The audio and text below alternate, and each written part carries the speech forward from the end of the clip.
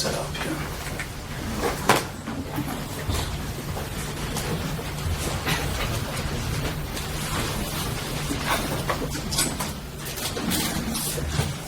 Okay, so thanks for the introduction. My name is Paul Craig. Pretty much my entire life has actually been about hacking. I started hacking when I was about 13, 14, and I turned professional when I was about 22, 23. And now I'm at the young age of 34, so pretty much everything I know is about hacking. I'm originally from New Zealand, down the country down under, you know, at the very, very bottom. And yeah, I work here in Singapore at Vantage Point. I work with a very talented pen testing team. Now, today I want to talk to you about local privilege escalation. I thought maybe I'll take a minute first just to explain to you what local privilege escalation is. Okay? So how many people in this room have ever hacked something before? You hacked like a CTF, or you hacked something, you got a shell. Yeah? See some few smiles, a few nods. Okay, cool. So you get a shell, but you realize, I'm not very privileged. Maybe you get a shell and you're user Apache, or you're an IUSR, IRAM user in the Microsoft world. You don't have any privileges.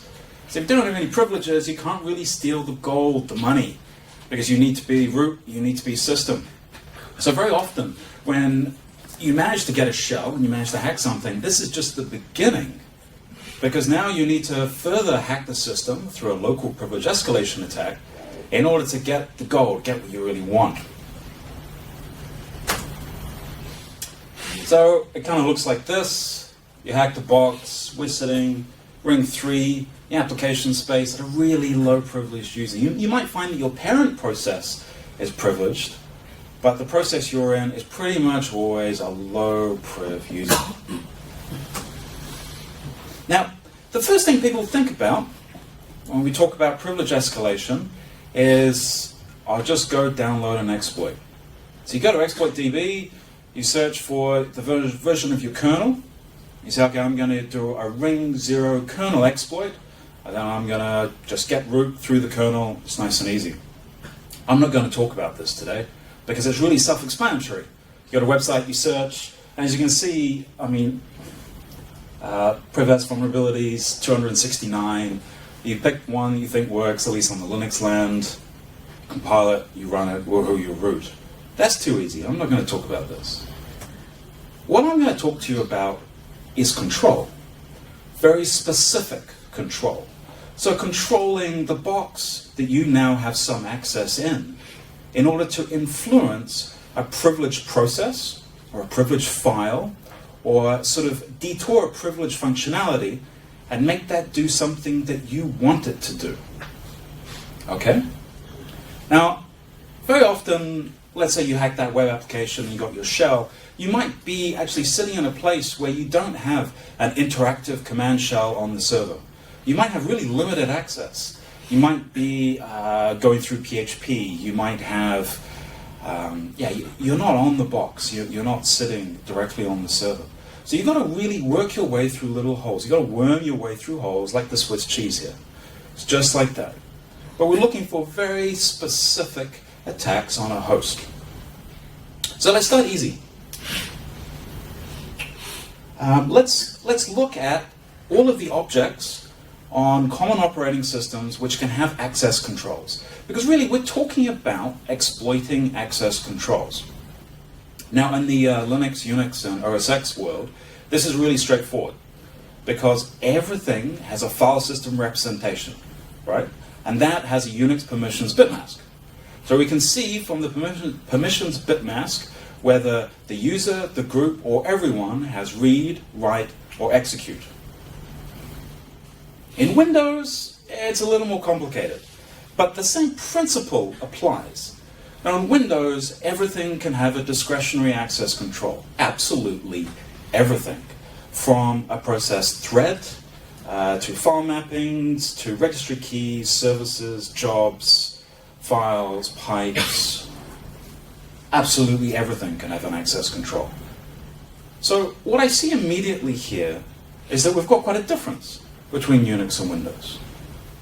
Now, how many people think that Windows developers or application developers know about all of this stuff when they write their third-party applications, when they write their desktop applications, their server applications. Not many, right? And in the Unix land, if everything has a Unix permission bitmask, what's the chance that of every file on the file system, that one file has the wrong permission? That one file someone just chmoded wrong, they set wrong, we can use it. So I always think whenever I get access to a host, I think they fucked it up somewhere. All I gotta do is find out where. I'm usually not wrong. Now, let's start with something obvious. In Unix land, we want to look for files, firstly, that have insecure permissions. So at Vantage Point, we do quite a few host reviews. We look at the security of hosts. We log into actually really large corporates, banks, telcos, even some government hosts. And we can look at the security and the file system permissions of all of the files. It's very common that we actually see files that are just marked 777, which is world readable, writable, executable, or 666, which is readable, writable. And very often, this actually comes back to vendors who are working on the hosts. So let's say, not to name names, let's say IBM is working with a large bank or a financial institute. What's the chance that somewhere one of their startup scripts has been marked 777, or an update script, or there's like a /temp set up this server.sh.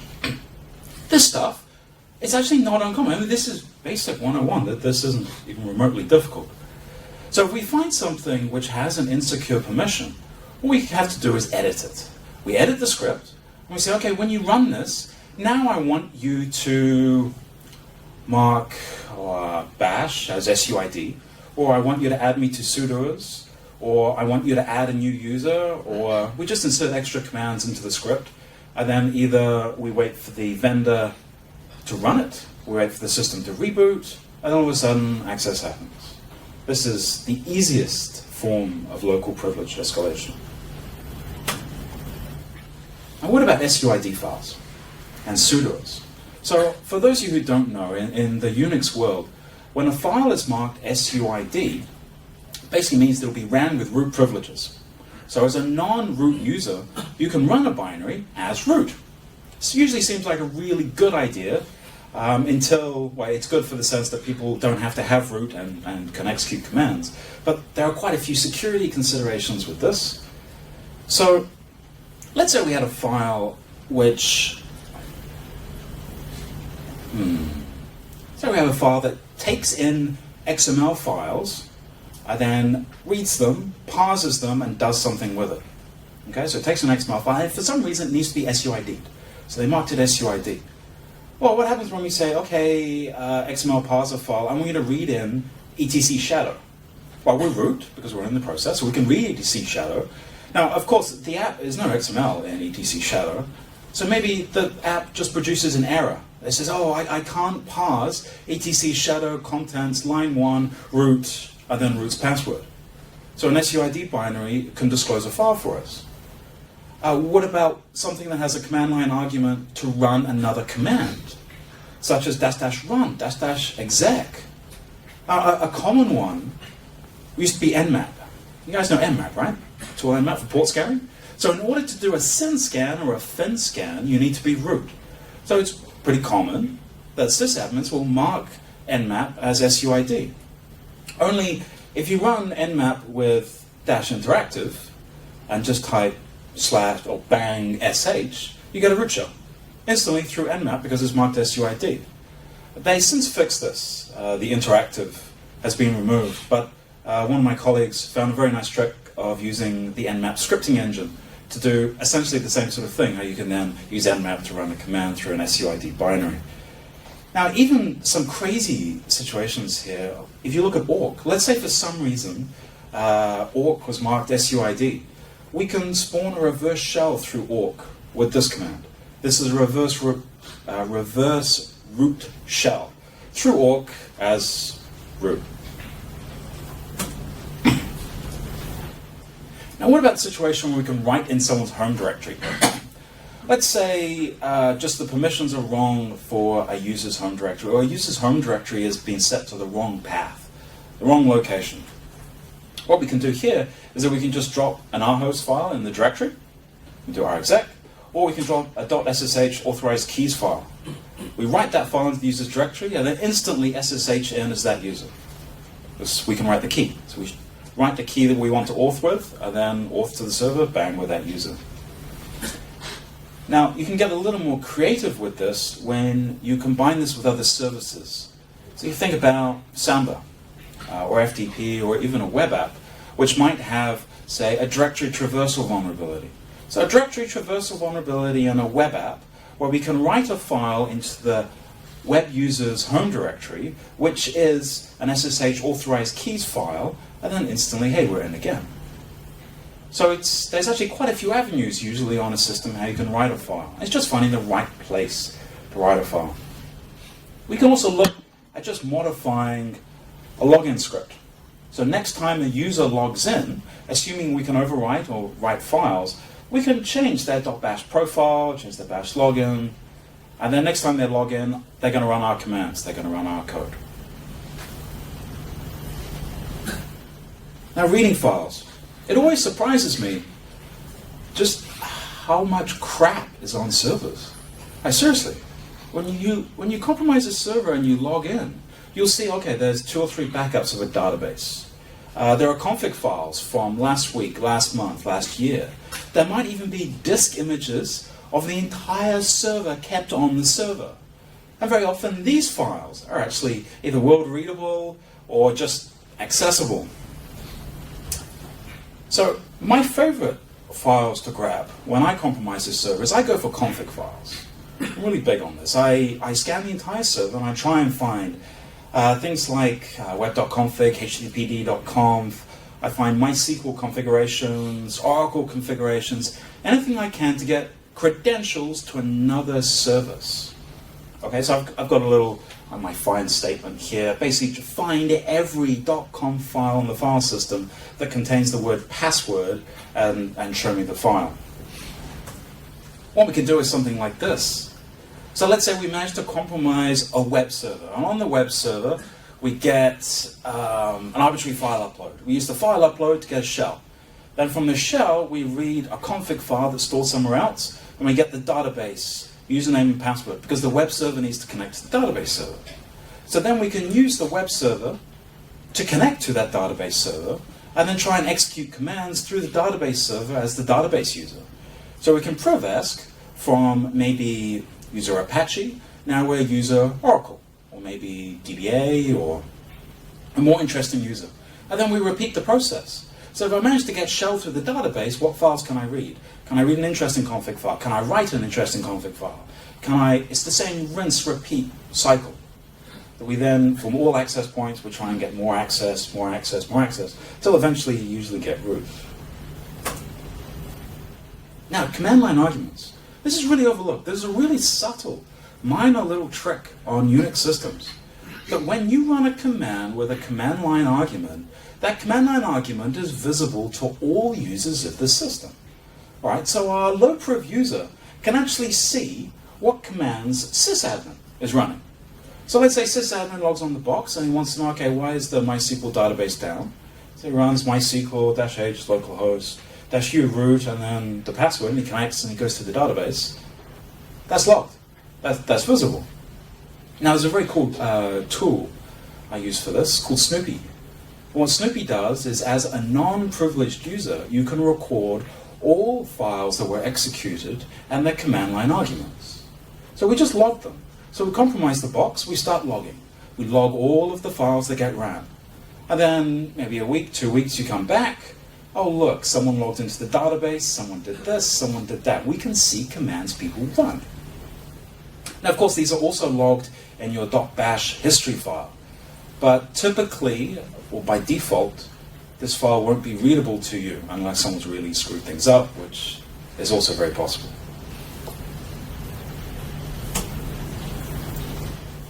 Now, cron jobs. Cron jobs are essentially scheduled tasks in Unix land. Crons are listed in etc cron tab or varspal cron tabs.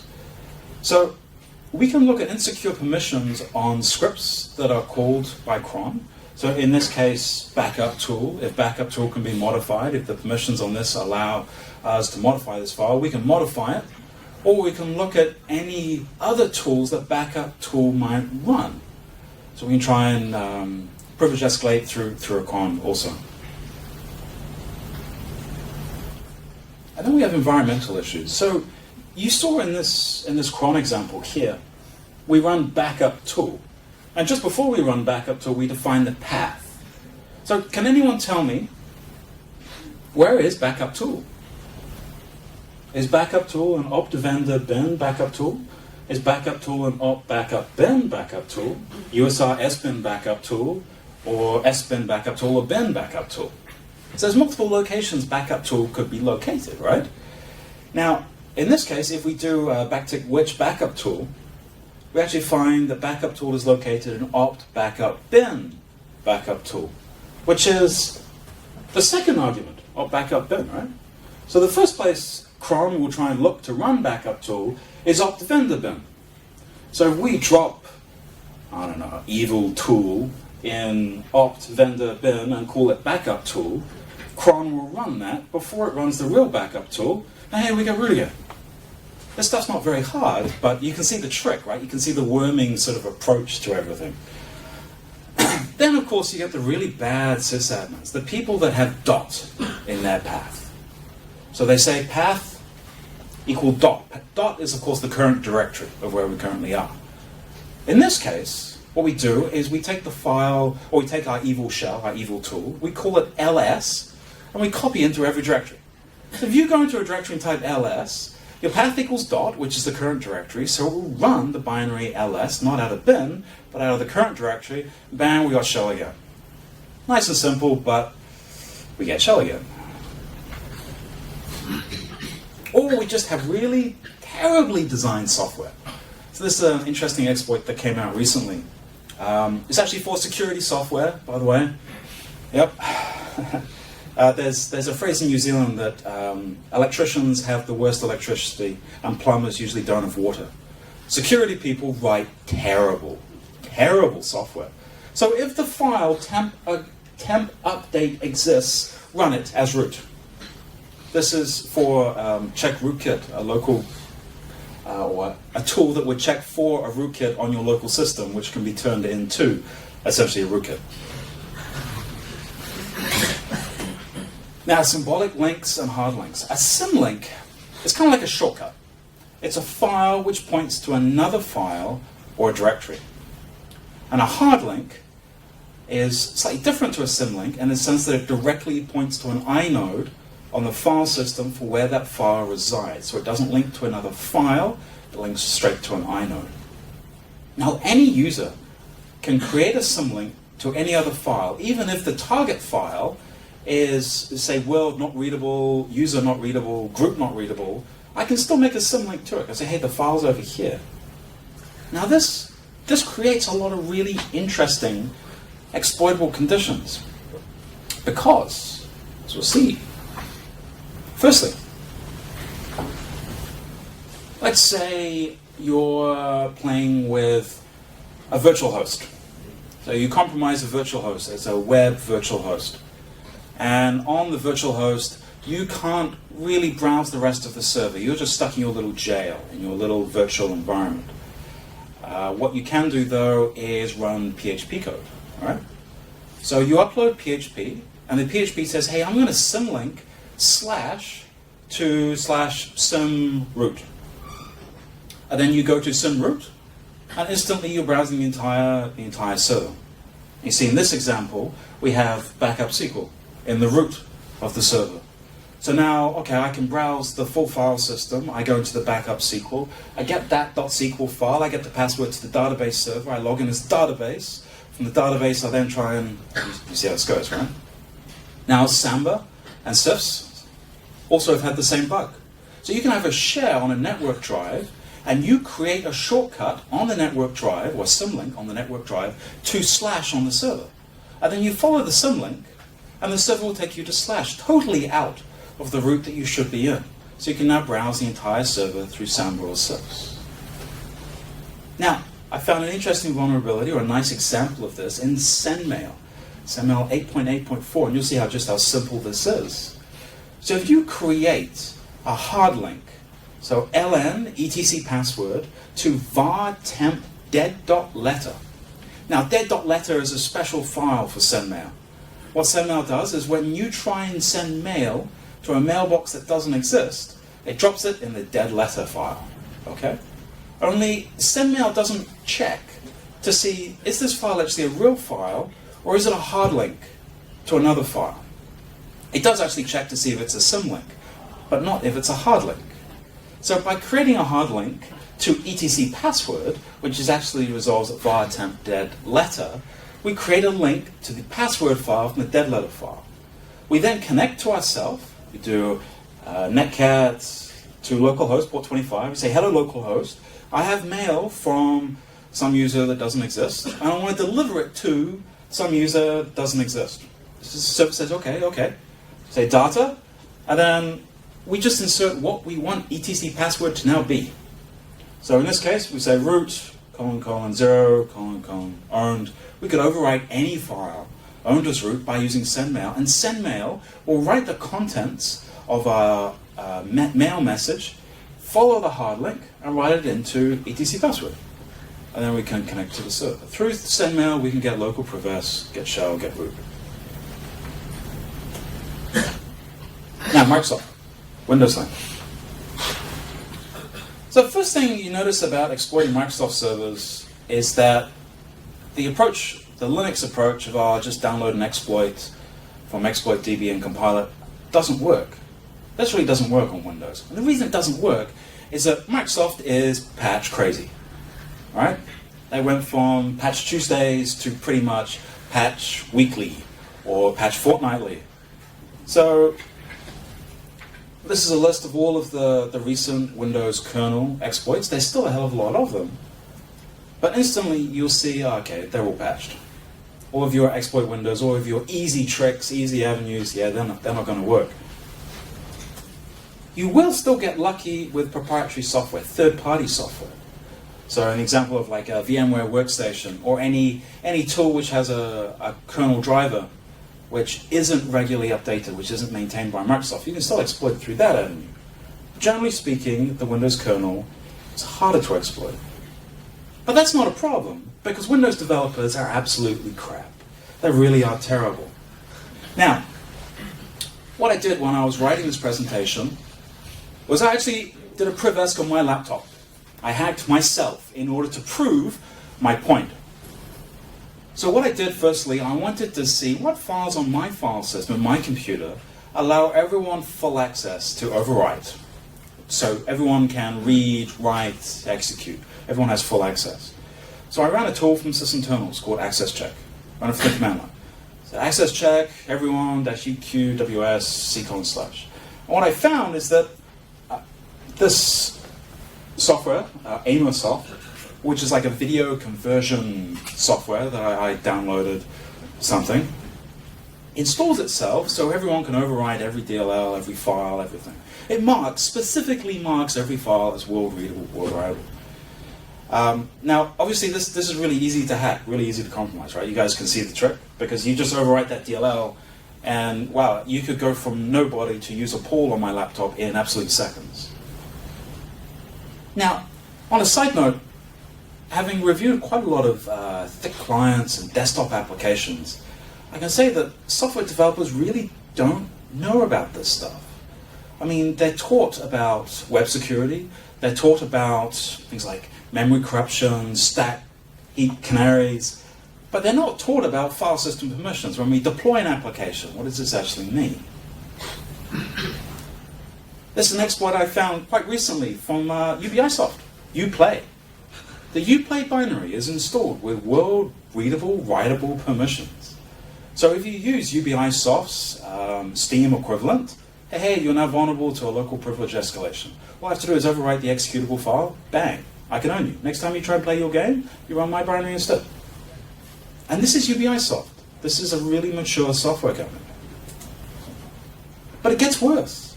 Now remember what I said about the electricians and the plumbers. You usually have the worst electricity and no water. So, insecure file system permissions on a service. Now a service is slightly different because a service is going to be ran usually as a privileged user. Right? In the Windows land, it's probably going to be ran as either a system account or anti-authority system. Now the Cisco VPN service, the default file permissions of cvpnd.exe, the executable for the Cisco VPN service, allows unprivileged interactive users to replace it with any file. So you can overwrite Cisco's executable, and then any user who tries to bring on the VPN or start the VPN service, bang, you now have shell, you're that user. Seriously, this is Cisco. This is a security company who produces security software, and it's still horrendously insecure, it's still vulnerable.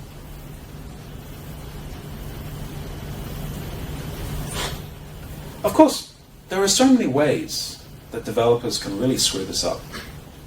So the other thing they can do wrong is set the wrong DACL on the service itself within the Windows registry. So every service has sets of permissions, as permission does.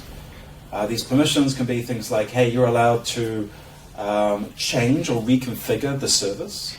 You can write the DAC, you can change the owner, or you can just generically change everything, control everything. Again, developers screw this up. So it becomes quite easy. You're, say, an unpriv user on the box. You just do sc config, name of the service, change the bin path to net user /add. Quote. And then net stop service, net start service, bang, user hex now exists. You can now log on as user hex. Very easy. But again, just worm me through the little holes. Now, who here uses any of these applications? Any of these applications? This list took so long to compile. Right, it's quite a few apps, right? Yeah, I actually use quite a few of these apps too. Unfortunately, all of these applications have reversible or obtainable passwords. Now, the implications of this are quite far-reaching and maybe a little further than what you might be thinking. So, who here backs up their computer?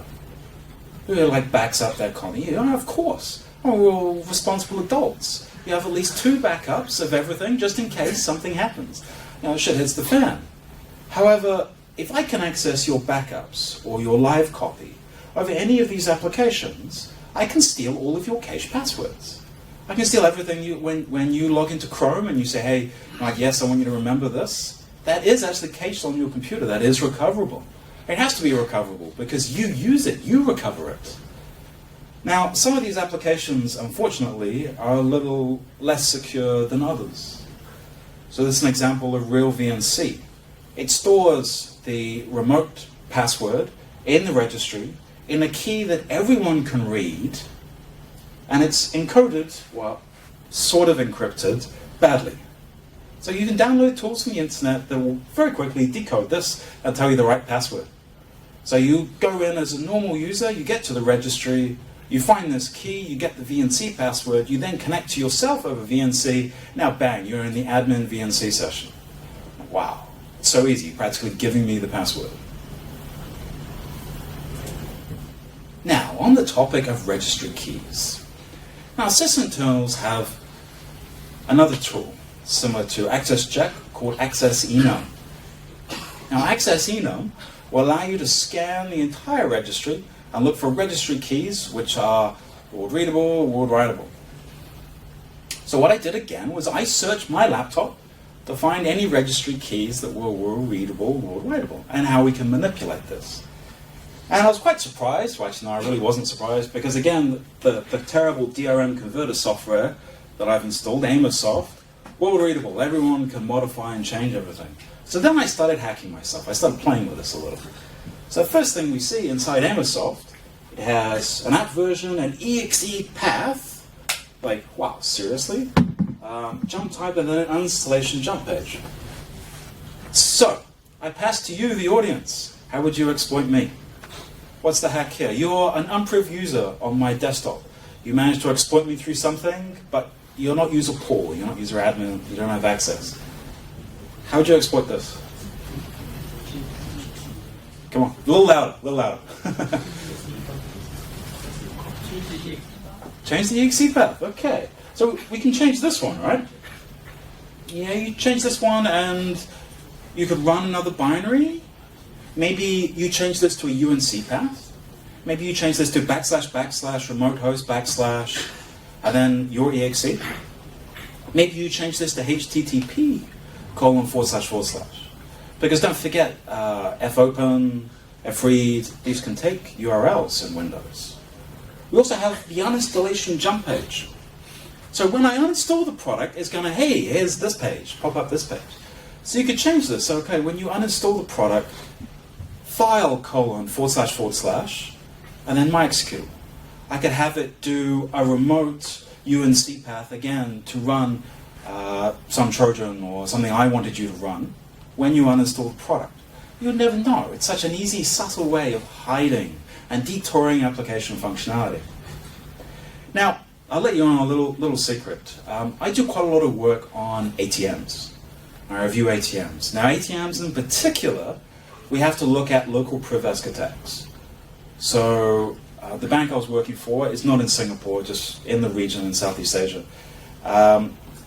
We think an attacker who came to the ATM would have up to 10 minutes when they get the case open. So you pick the lock, you get the case open, you plug in a keyboard and mouse. We think they have up to 10 minutes before security comes. Now, before security comes, you got to get system. You got to get privileged access. Now, what I found on this ATM build was over 3,000 ways to privilege escalate. It's quite stunning, right? 3,000. So the vendor, again, it always comes down to the vendor. The vendor had a registry key which was set to world readable, world writable, all the software stack. And this defined where DLLs are, where executables are, and more importantly, tasks. So tasks in this case were, hey, run this command when this happens. So when an engineer comes to the ATM, run this command. Well, that's too easy. So we change that. We wait, we put it away, we close the lids, walk away. Next time an engineer comes, bang, it's going to run our command. And again, we get shut. Now we're on an ATM.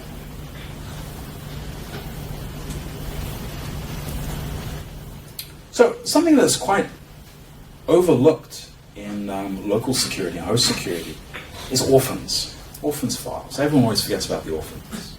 So an orphan file basically is a file that doesn't exist but gets ran at startup. Okay?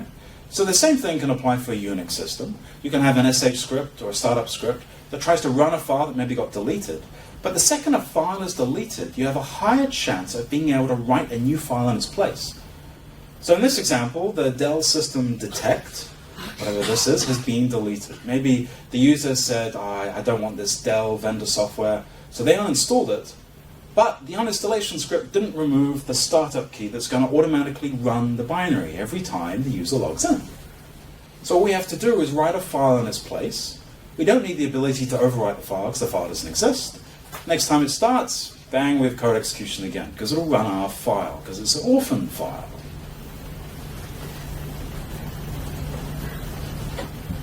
Now, DLL hijacking, DLL search orders.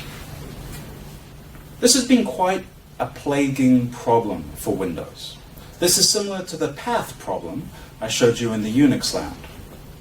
So a DLL search order, or a DLL safe search order, is basically how Windows will look for libraries when you run an executable. It's okay, is that library in C Windows System 32? Is it in C Windows? Is it in all the directories? Now this is straight from Microsoft, straight from MSDN, where it says, important, I always read the important things. And when an attacker gains control of one of the directories that is searched, it can place a malicious copy of the DLL in that directory. Okay, that's a pretty easy attack, right? Because the first place that gets looked is the directory from which the application was loaded. Then we look in the system directory, the 16-bit system directory, the Windows directory, the current directory, and the directories that are listed in the path environment variable. So, back to Amosoft, the infamously crap software I apparently have installed. This is a great example. The first place it looked was C program files, common files, Amosoft, helper compact, wsoft32.dll. That file didn't exist, they're not found. Then, it found the file in syswow64, and then it loaded it. So, how we would exploit this, I was using proc1. Basically monitoring a process and saying, whenever this process tries to read a file or open a registry key, show me. Then I run the process and I can see, okay, when I open a file, when I try and run this tool, it looks in all of these directories in this search order. So all I have to do to take control of this software, again, I already have about 3 or 4 ways to take control of it, is just to drop a malicious DLL into that directory. Bang, I can now have execution. There are actually so many places it looks for these DLLs. There was, again, just so many ways you could exploit me. Then we just have the slightly more sneaky tricks. So Windows has a setting called Always Install Elevated.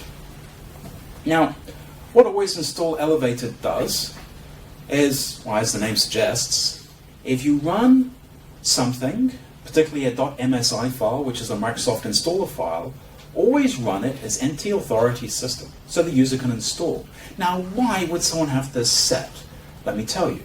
Because it may actually impact your own laptops. If you work for a company, and you have a company laptop, they probably don't give you admin rights, because they don't want you to be administrator. But you might say, hey, look, I need to install things. I need to install software. My job requires that I install lots of different Windows software. So they set this always install elevated flag. So now all you have to do is generate an MSI file, which runs a command for you or pops a shell, and then install the MSI. And bang, you get a shell. Now to make matters even easier, there's actually a Metasploit module for you that will do all of this. So you can just generate an MSI file that will add a local user of hacks, and then install your MSI, and then log in as hacks. Done. Now this isn't enabled by default, sadly. I really wish Microsoft would turn that on. Now, SE impersonate. Windows is a very complex server environment. And very often we have a need for one user or one process to essentially become another process, or to have the rights of a secondary process. Now this might be system wants to impersonate a low-privileged user. It might be that we want the web server, or we want a process to run in the same security context as the database, so they share the same security rights, the same security controls. So this is done through a special flag called SE impersonate. Right? Now, the first thing you think about with SE impersonate is, of course, hey, I want to impersonate system. I want, just give me system. Right? This only works if the process that started your process, your thread, was NT authority system. Now this removes the majority of attack avenues you have. It makes it much harder. Unless, of course, your process is IIS. IIS 7 has to run as system, the parent process, because it runs on port 80. It has to. Because a low-priv user can't bind to port 80. It also needs access to the Windows registry. It needs to read and get a lot of data to start with, so it always spawns as system. Now, if you run IIS with the ASP.NET impersonation mode, which isn't turned on by default, then you're able to impersonate other users, other processes, other threads. Now, there's a very neat tool that one of my ex-colleagues wrote called Insomnia Shell. And what it basically does is it's a .NET file. It's a .aspx, which will actively, assuming that you've got ASP.NET impersonation mode on, will actively scan the system looking for available delegate tokens. So a delegate token is a token that you can impersonate, right? And one of these tokens will, of course, be system, because the parent process was started by NT authority system. So simply put, you can upload a .NET file and pop a system shell from IIS, which is a very neat trick. Very nice. Now, pass the hash. Pass the hash was first talked about in 1997 in a FRAC article. And it was really kind of skimmed over. If you read the original FRAC article, the author talks about the potential implications of pass the hash, but he didn't really go into any details, didn't really do full research on it. Of course, pass the hash now is really quite well known, quite famous. And for those of you who saw the talk by Rob Joyce, who's the NSA's director at TAO, Tailored Access Operations, who are the sort of black hat intelligence arm for the NSA, he talked about this the must-know trick. So immediately we can say that the NSA is doing pass the hash, or a lot of pass the hash. So what is passing the hash? So do you guys know what a hash is? Right? A hash is a representation of a password. It's a secure one-way representation.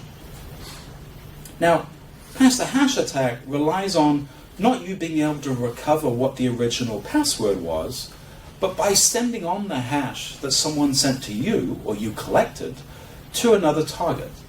So you basically impersonate the fact that you may or may not know what the real password is, but you have the hash, which matches what the other end's expecting. So all the negotiation kind of works.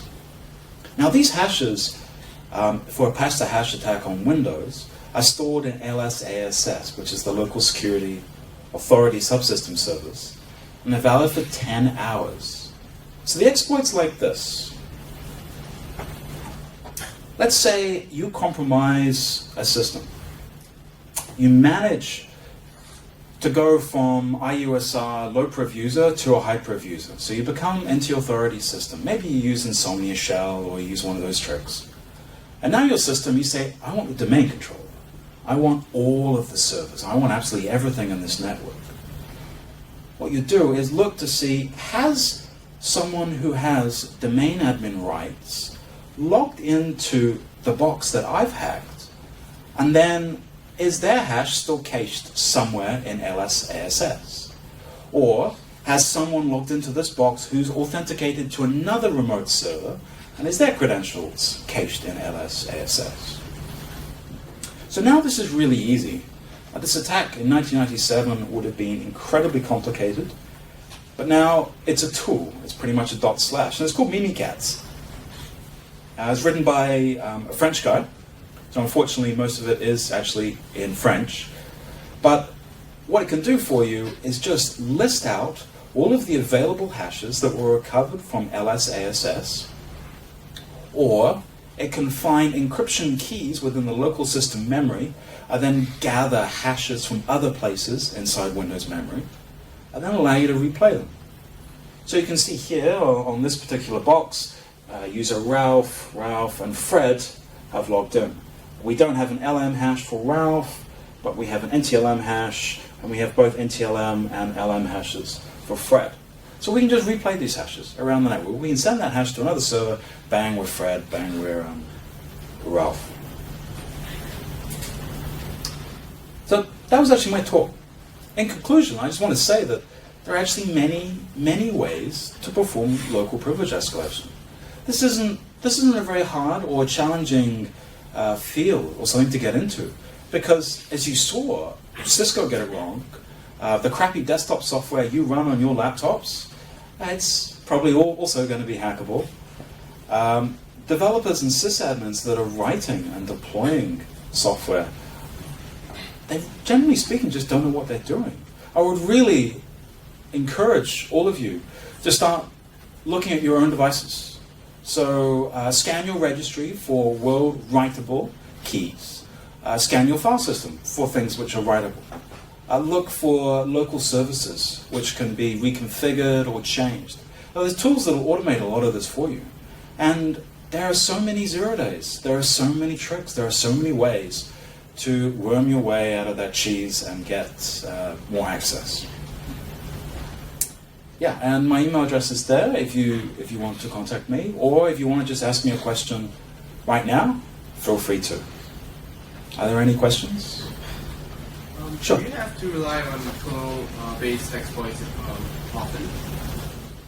I try not to, because I don't actually think they're overly reliable. So I've used kernel exploits and I got blue screens. I've crashed remote servers. Yeah, when something goes wrong in the kernel, it really goes wrong, right? Yes, I don't like that, and particularly if like if I've compromised something, I don't really want the box to go down. Yeah. Good question, though. Anyone else? What do you think about like isolation-based, VM-based isolation operating system like Unix? Okay, that definitely makes it harder. So if you're in a sandbox, if you're in a virtualized environment, yeah, that's much harder. I'd say that in that case, you would then be looking at basically just getting out of your sandbox maybe over IP. Can I talk to another host which isn't in a sandbox? Otherwise, I guess I'll probably start looking down at the kernel exploits, because you run out of options really fast. If you're in a small little jail, yeah, you can't really do too much.